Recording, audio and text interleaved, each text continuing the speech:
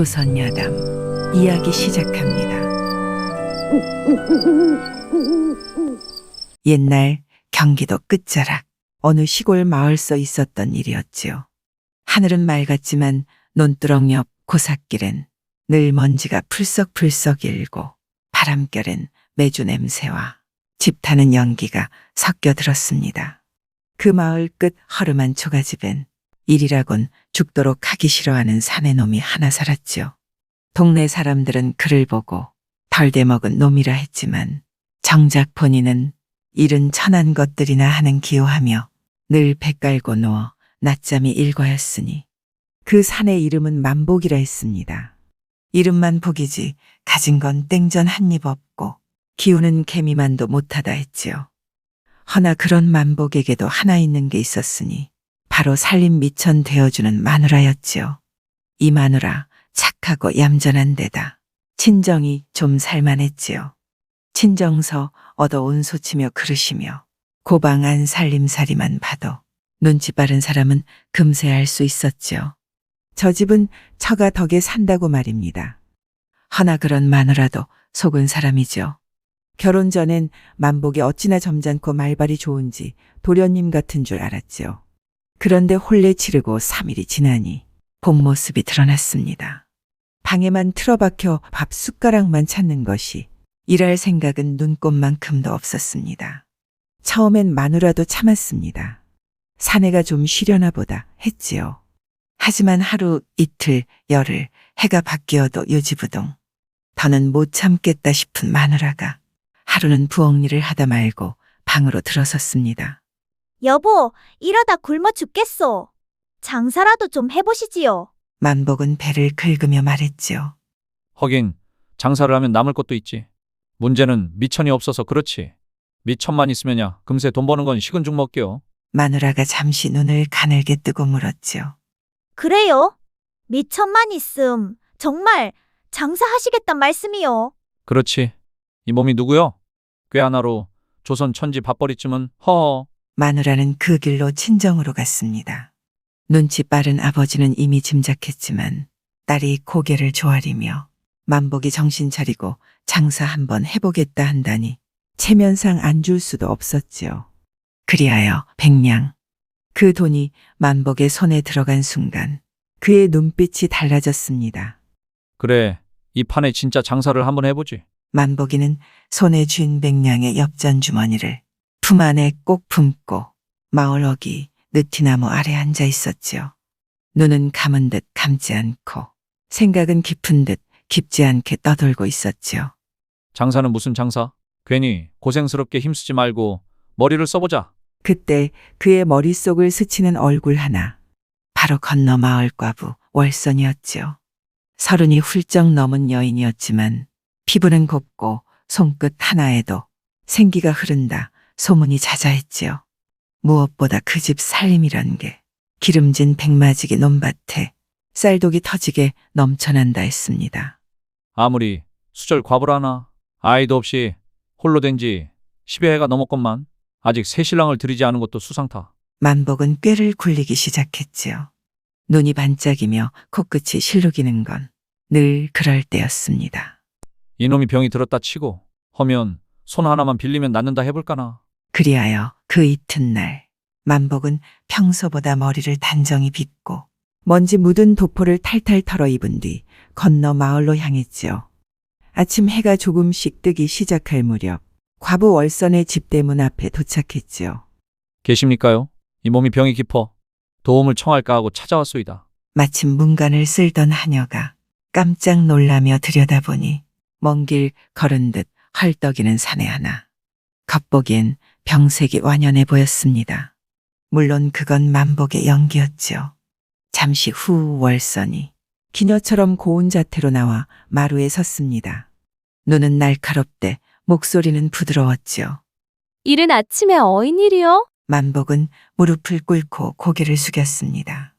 소인이 근래 병을 얻었사온데 약방에서도 무당에게서도 백약이 무효라 하였사옵니다. 그런데 한양서 내려온 의원 하나가 그러지 않겠소. 과부 마님의 손끝에서 전기가 흘러나와 병이 씻은 듯이 낫는다고 그런 말을 하였사옵니다. 월선은 눈을 가늘게 뜨며 물었지요. 대체 어느 의원이 그런 소리를 한단 말이요? 그게 윤자경이었나? 암튼 주변 사람들이 왕실의 어의를 지낸 분이다 하더이다. 이름도 헛짓거리고 배경도 지어내고 입은 제잘거리기 바빴지만 만복은 표정 하나 흐트러지지 않았지요. 월서는 잠시 뜸을 들이다 말했습니다. 그 손끝을 어찌하잔 말이요? 손가락 한마디. 아니, 손끝 한 번만 만지게 해주신다면 이 몸이 병이 나을 듯하여. 그 대신 이 열량을 감사의 예로 드리려 하옵니다. 열량을 꺼내 마루 위 쟁반 위에 올려놓자 하녀의 눈이 먼저 휘둥그레졌지요. 월선도 말은 안 했지만 가만히 쟁반을 안으로 들이게 했습니다. 허면 문틈으로 손끝 하나만 내어주리이다. 그리하여 창호지 문틈으로 하얀 손가락 하나가 살며시 나왔습니다.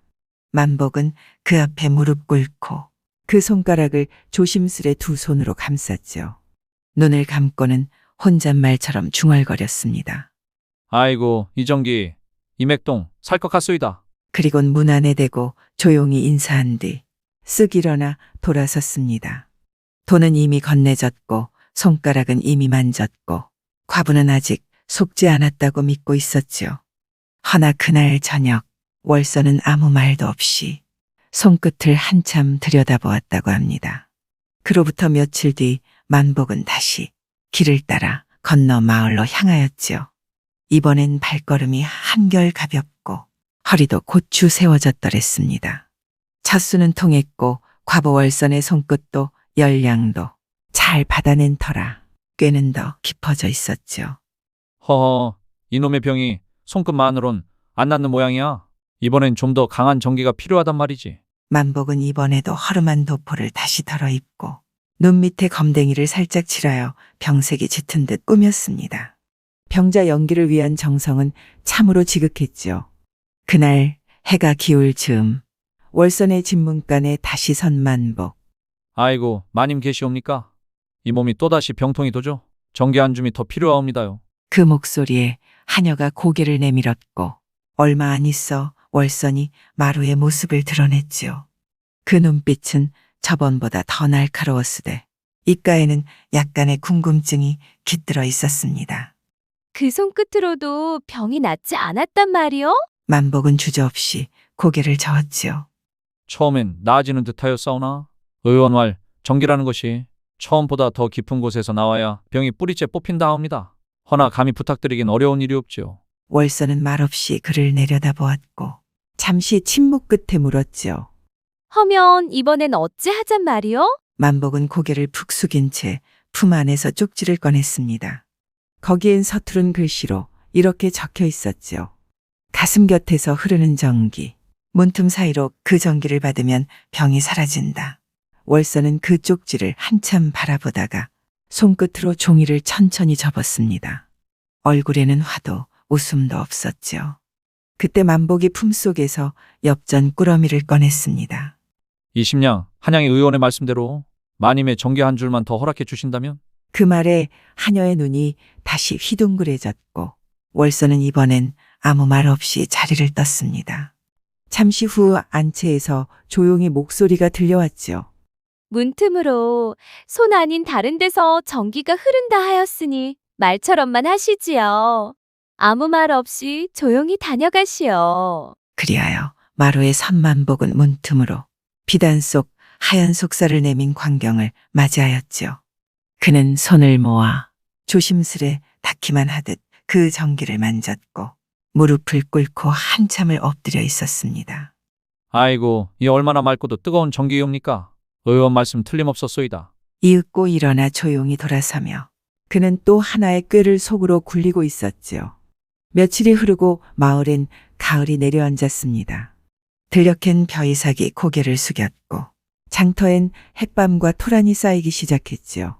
하지만 만복의 마음속은 그런 풍요와는 달리 점점 더 깊은 욕심이 자라고 있었습니다. 이번엔 숨은 양으로는 어림도 없지. 그 손끝, 그 살결, 그 눈빛. 병이 나은 게 아니라 병이 더 깊어졌단 말이지.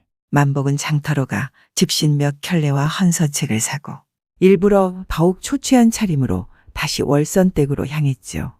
이번에는 연기보다 더한 간절함이 필요했습니다. 그날도 어스름 무렵 월선의 대문을 두드리자 익숙한 하녀의 얼굴이 내다보았습니다. 하지만 이번엔 월선이 곧바로 마루에 나오지 않았지요. 하녀가 안으로 들어갔다 나오며 말했습니다. 마님께서 이젠 더는 그런 헛말에 귀 기울이지 않으시겠다 하십니다. 허나 만복은 단념할 자가 아니었지요.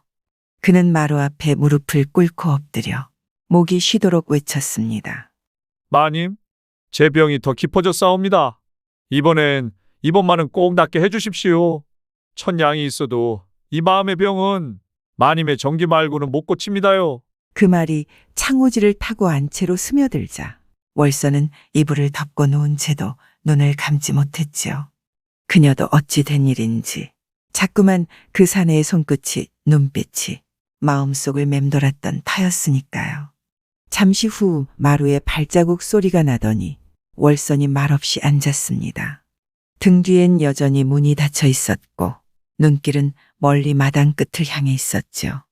대체 이번엔 무엇을 요구하는 것이요? 만복은 조심스레 꺼낸 작은 보퉁이를 펴보였습니다. 엽전이 아닌 예쁜 놀이개와 황동 비녀 하나가 들어있었지요. 이건 지난달에 한양에서 사온 것이옵니다. 제 진심의 전부는 못 되지만 이거라도 받아주시오. 월선은 조용히 고개를 끄덕이며 말했습니다. 하면 이번엔 안방으로 들어와 보시오. 나 또한 그 병통을 속 시원히 보고 싶으니. 그 말에 하녀는 놀랐지만 입을 다물었지요. 만복은 마루에서 조심스레 일어나며 무겁게 고개를 숙였습니다. 그날 밤 월선의 안방에 불빛이 길게 번졌습니다. 문은 닫혀 있었고 말소리 하나 들리지 않았지요. 다만 그 방 안에선 숨결과 침묵이 길게 이어졌다는 것만 마을 사람들 사이에 퍼져나가기 시작했습니다. 이튿날 월선은 그 어떤 말도 없이 새벽부터 일어나 마당에 물을 뿌리고 고운 비단옷을 꺼내어 햇살 아래 널었지요. 그 곁에서 만복은 마루 끝에 앉아 조용히 차를 마시고 있었습니다. 이제는 단순한 꾀가 아니라 서로의 마음이 조금씩 움직이기 시작한 기색이 보였지요. 만복은 그날 이후로 세상이 달라 보였지요. 마루 끝에서 차를 마시던 사내가 이젠 안채 마루 안쪽으로 드나드는 몸이 되었고 그 눈빛엔 어딘지 모를 여유가 묻어났습니다. 허나 꾀가 깊어지면 그림자도 길어지기 마련이죠. 그림자 끝엔 마누라가 기다리고 있었습니다. 그날도 만복은 월선댁에서 돌아와 집에 들어섰습니다. 마누라는 부엌 앞에 쪼그려 앉아 콩을 고르고 있었지요. 만복이 기지개를 켜며 말했지요. 오늘도 한양 약초상 만나서 얘기 좀 나눴지? 장사 미천 덕에 일이 술술 풀릴 것 같소이다. 마누라는 콩을 손에 쥔 채 조용히 말했지요. 그래요. 한양서 장사한다는 사람들 얘긴 들었는데 그쪽 방향으로 다녀온 분들 중엔 서방님 본 사람 없다고 하대요. 그 말에 만복은 잠시 멈칫했지만 곧 웃으며 넘겼습니다. 내가 좀 외진 쪽을 다녔거든. 큰 장보단 작은 골목장이 더 실하단 말이지. 마누라는 고개를 끄덕였으나 눈은 웃지 않았습니다. 이미 눈치채고 있었던 것이지요. 한편 월선댁에서는 달라진 바람이 불고 있었습니다. 하녀들은 눈치를 보며 수군거렸고 집안엔 그 사내의 흔적들이 하나 둘 놓이기 시작했지요. 마치 오래 살 생각이라도 한 듯 말입니다. 월선은 밤이면 자주 창밖을 내다보았고 낮엔 화초에 물을 주며 혼잣말을 하곤 했습니다. 그 사내가 병을 핑계로 왔지만 이리 허전한 방을 채우는 데는 그리 나쁘지 않구나. 하지만 그녀 또한 혼란스러웠지요. 그 사내가 진정으로 자신을 향하고 있는지 아니면 그 부어간 술단지를 노리고 있는지 아직은 판단이 서지 않았습니다. 며칠 뒤 마누라가 큰 쌀이 빗자루를 들고 만복 앞에 섰습니다. 이제 언제쯤 돈을 남겨오실 생각이신가요? 쌀떡도 바닥이고 친정도 얼굴 붉힐 일만 남았소이다. 만복은 황급히 말했지요. 이번 장사만 끝나면, 아니, 이번 물건만 팔면 반드시 기와집 한 채는 장만할 것이오.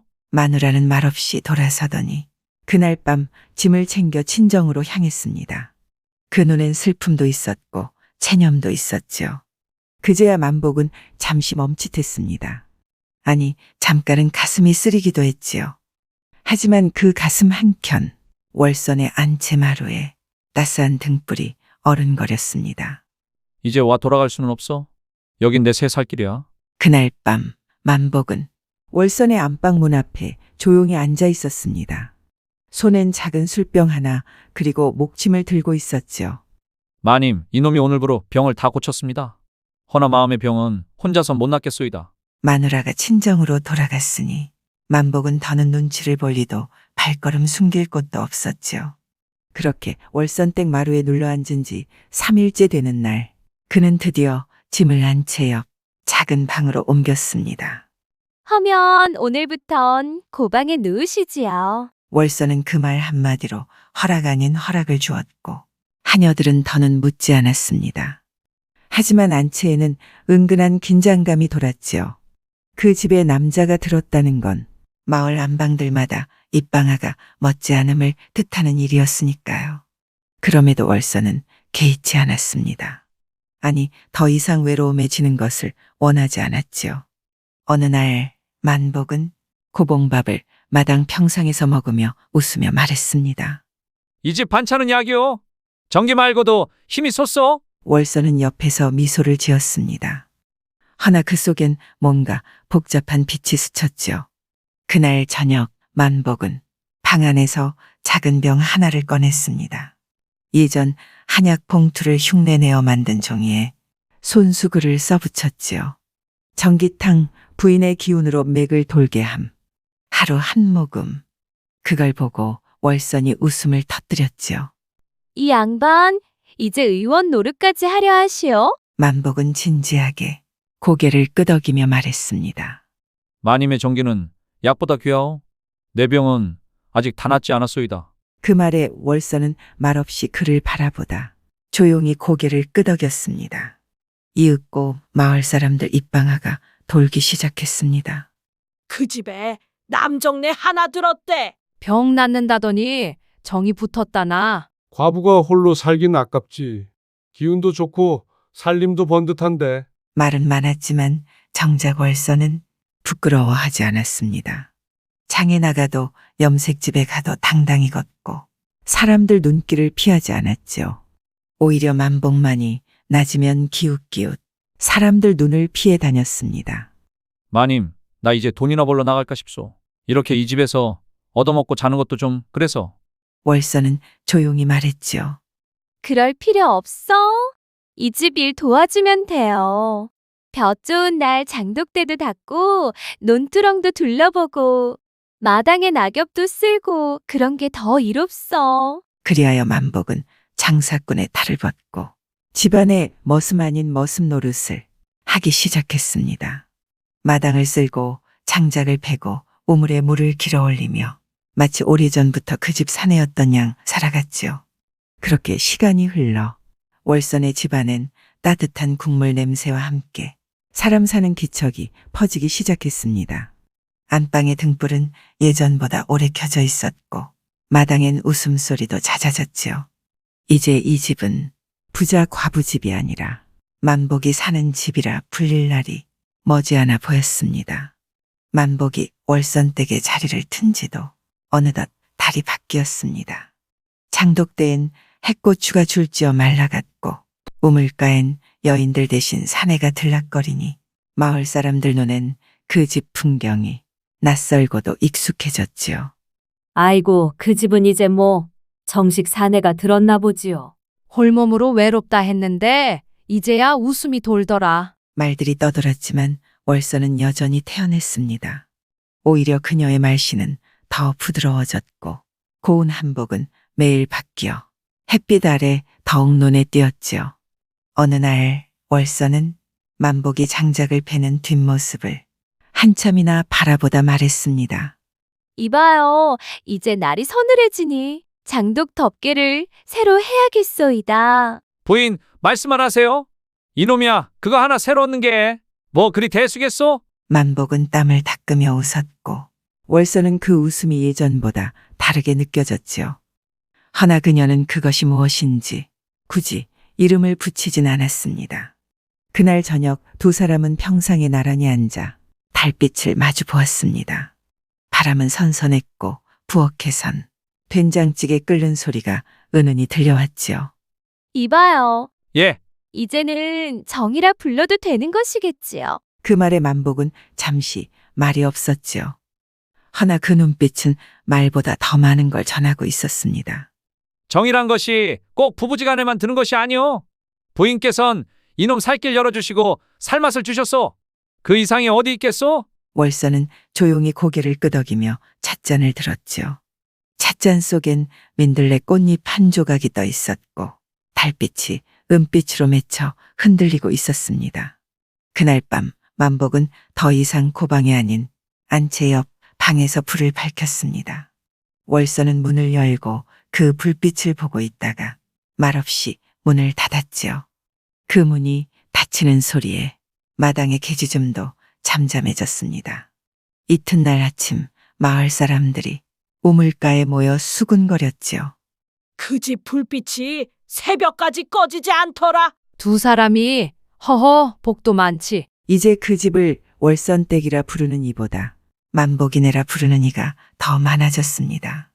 그날 이후 만복은 기세등등했지요. 말이야 겸손 떨었지만 눈빛은 이미 그 집 상전이 다 되었지요.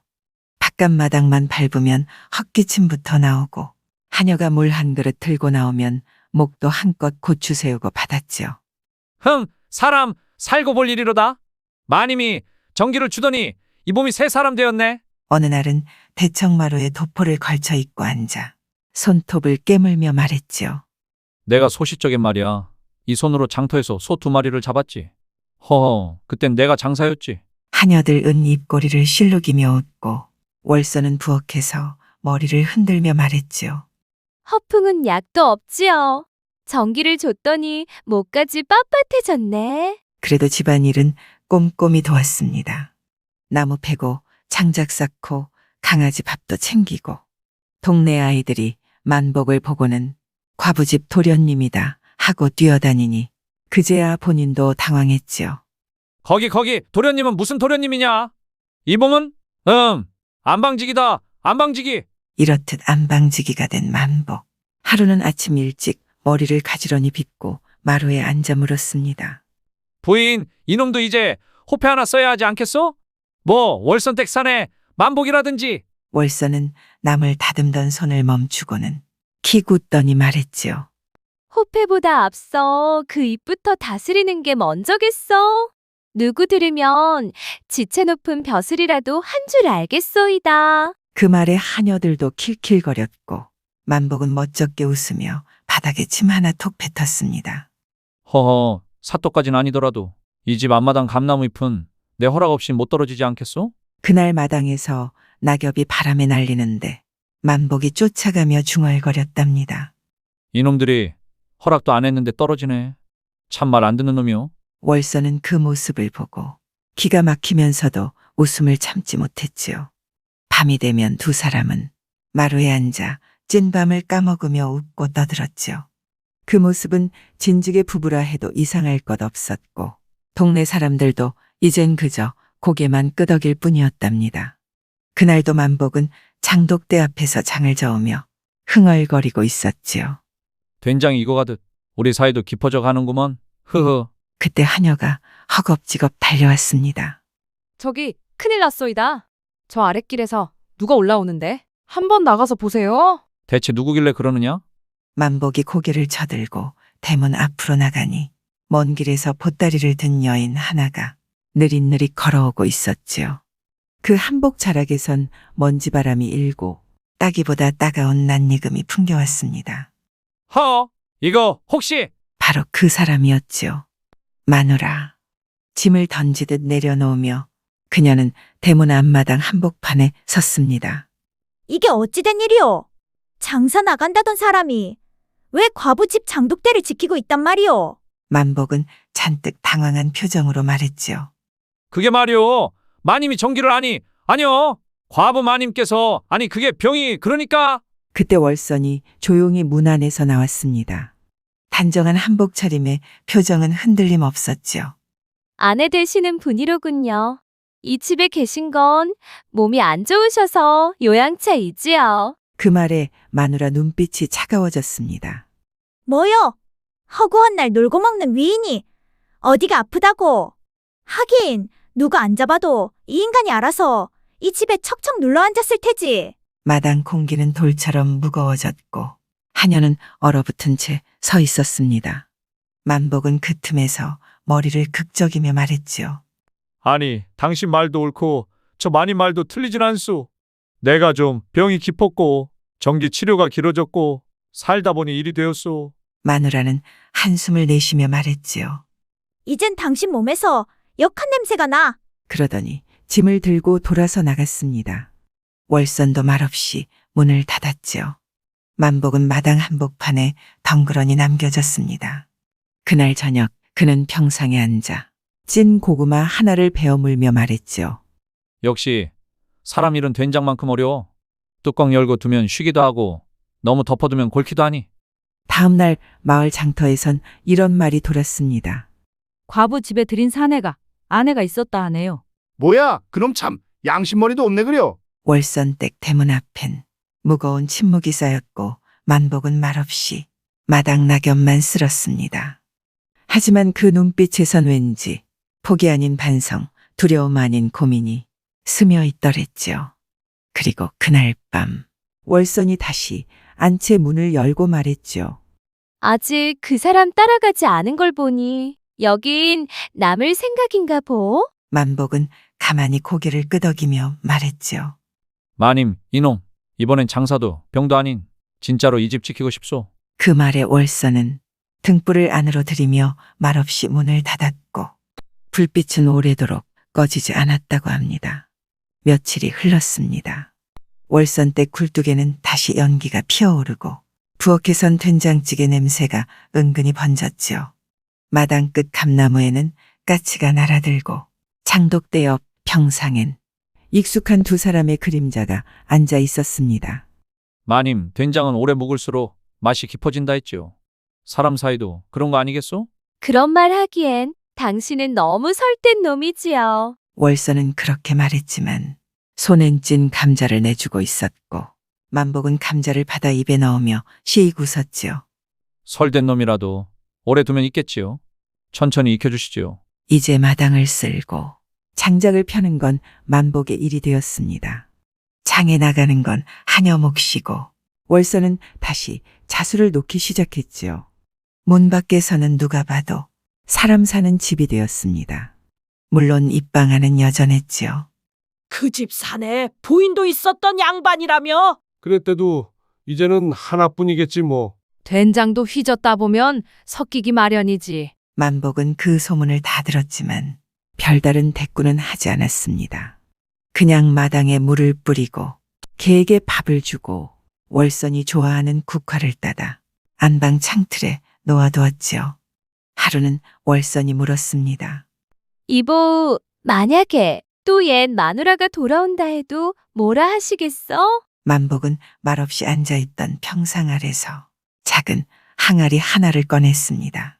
뚜껑을 열자 그 안엔 엽전 뭉치와 바느질 도구 그리고 비녀 하나가 들어있었지요. 이건 마님 주려고 모아뒀던 것이요. 처음부터 다시 살아볼 생각은 있었소. 꾀로 시작한 인연이지만 이 마음만큼은 거짓 아니었소. 월선은 그 말에 한참 말이 없더니 조용히 고개를 끄덕이며 말했지요. 그러면 이젠 손만 대지 말고 손잡고 살아봅시다. 그 말에 만복은 웃지도 않고 그저 고개를 깊이 숙였답니다. 그날 저녁 마을 사람들은 다시 한번 그 집 창호에 은은한 불빛이 번지는 걸 보았고 그 불빛은 오래도록 꺼지지 않았습니다. 그리하여 만복과 월선 둘은 꾀와 전기와 된장 속에서 사람 냄새 나는 하루를 이어갔다지요. 참 꽤 많고 궁색한 사내 하나가 부자 과부 집에 발을 들여 전기 핑계 장사 핑계 다 부리다가 결국엔 안방까지 차지해버렸으니 그저 우습고도 묘한 세상사 아닙니까? 그러니 이 아담 그저 웃고 넘기시되 혹시라도 누군가 손만 대면 낫는다 하면 두 번 생각하시죠. 구독과 좋아요와 함께 오늘도 좋은 날 되세요.